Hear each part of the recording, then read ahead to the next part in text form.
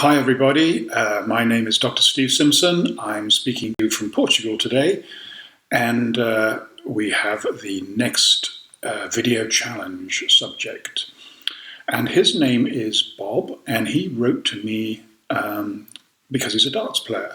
But before I give any more, by the way, I am looking for more brave subjects. So do please send me an email if you want to be put on the list for future video challenges, where I try and find solutions or alleviations for some of the biggest blockages or frustrations that people have in their lives. Anyway, back to Rob. It's Bob, the darts player. He wrote to me 2 or 3 weeks ago, and I'll just read you the key points of his. It was a short note.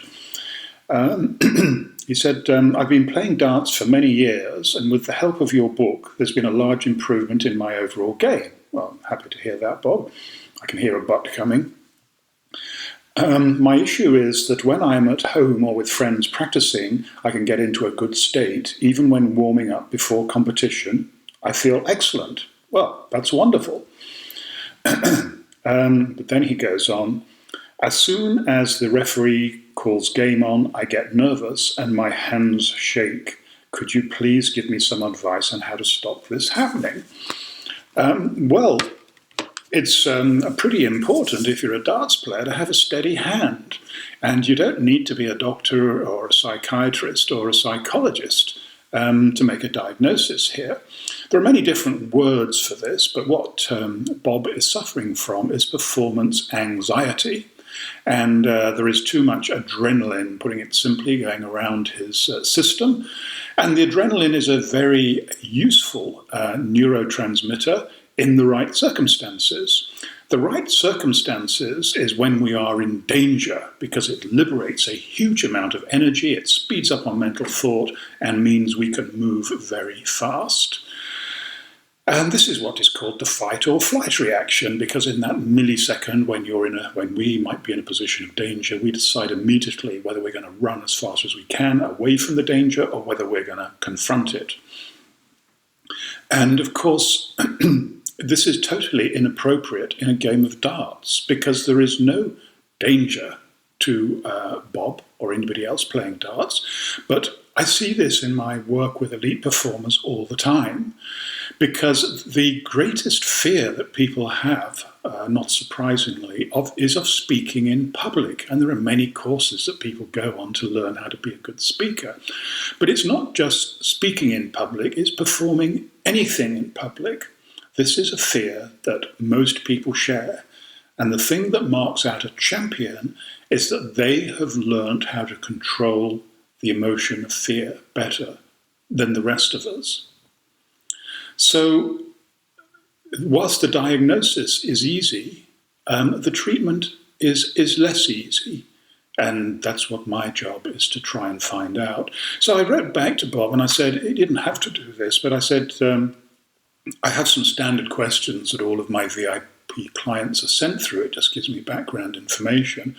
Please send me some answers. And I didn't say make them long or short, because it has to be whatever the person wants to do. Some people may not feel comfortable sharing these kind of details. Others are. But very often the replies are longer than I expected, which is good. It's also good if they're short.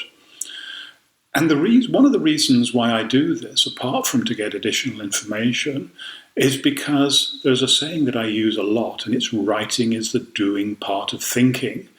In other words, it's a connection to the unconscious mind. Writing can be a flow state, and we don't write many letters these days, but in the old days, people used to write letters all the time, and often very long, because that was the only way they could communicate.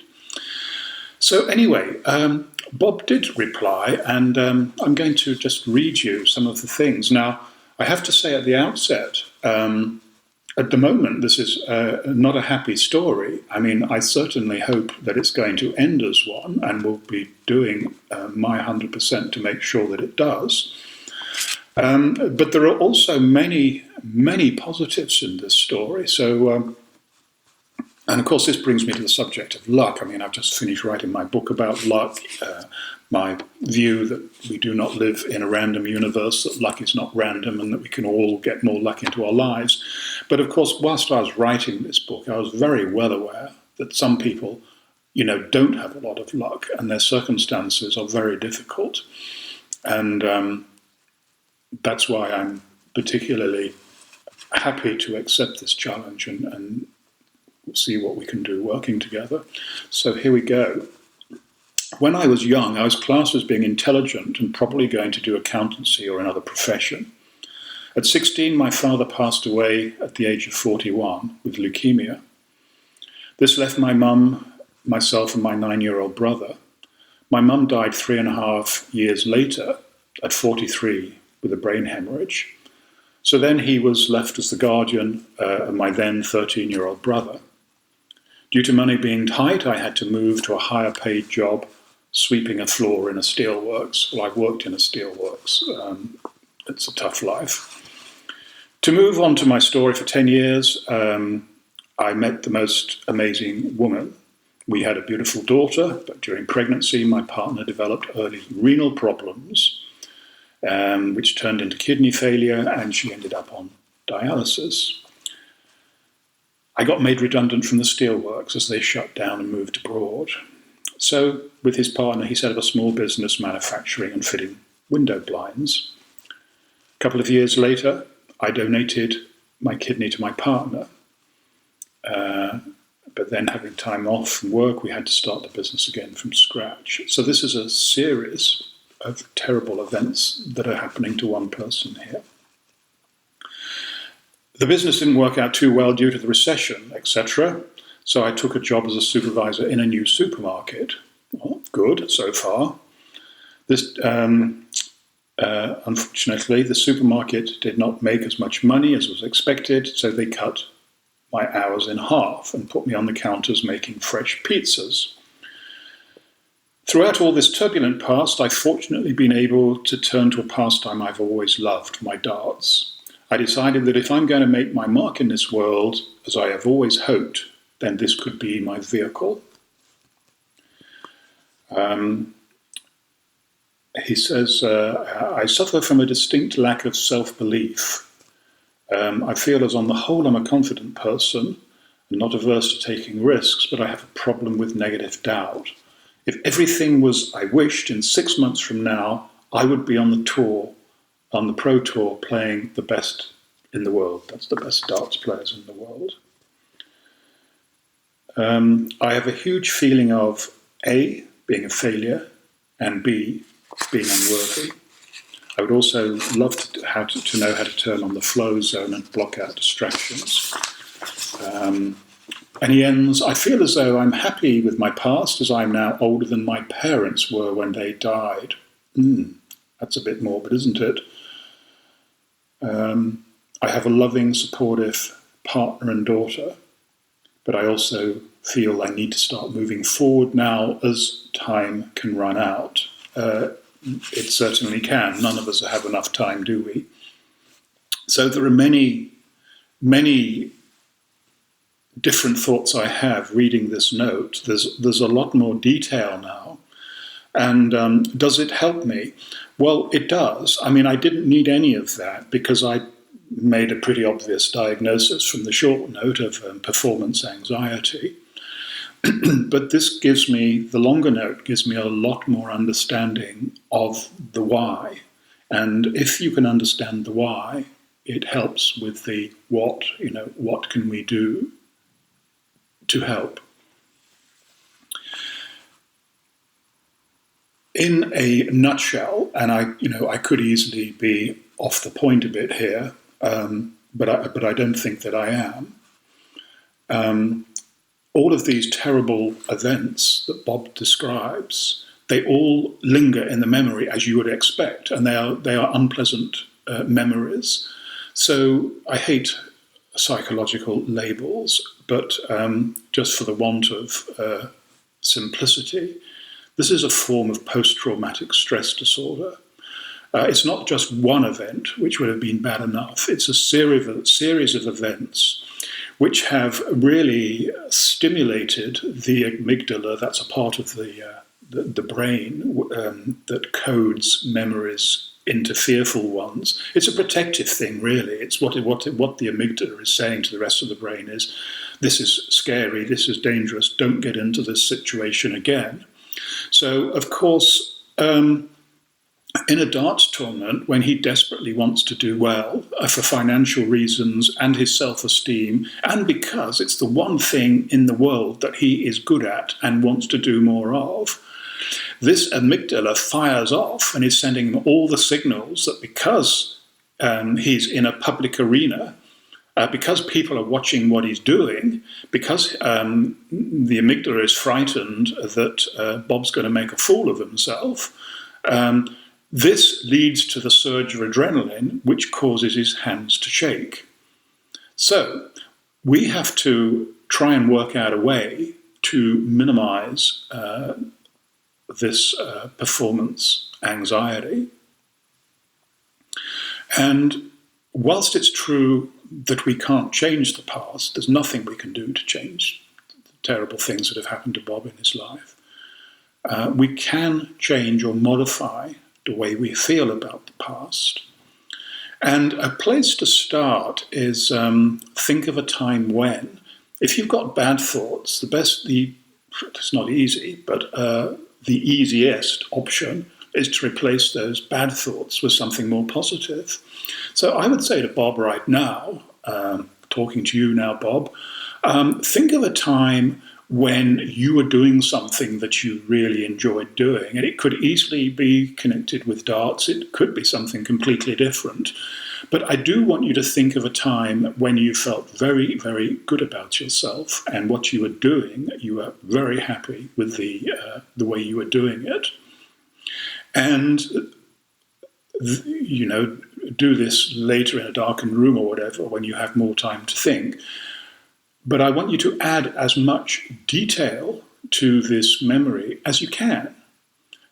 We've only got 5 senses, so use those 5 senses to embellish and to add layers of this time when you were particularly good at whatever it was. So you can start with, what did you see? What did you hear? What did you feel? Where did you feel it?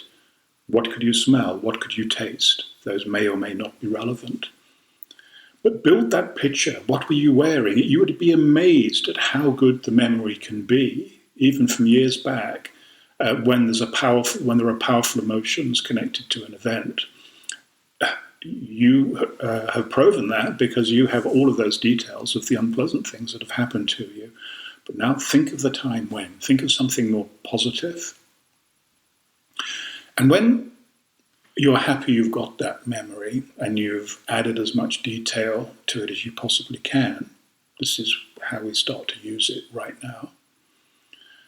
I want you to think of just one word that will describe your mental state at that time. Just one word. And how we're going to use that is I'm going to combine it with a technique called havening in my book, shortly to be published. But in the meantime, if you Google havening, havening.org is their website. There's lots of information about havening.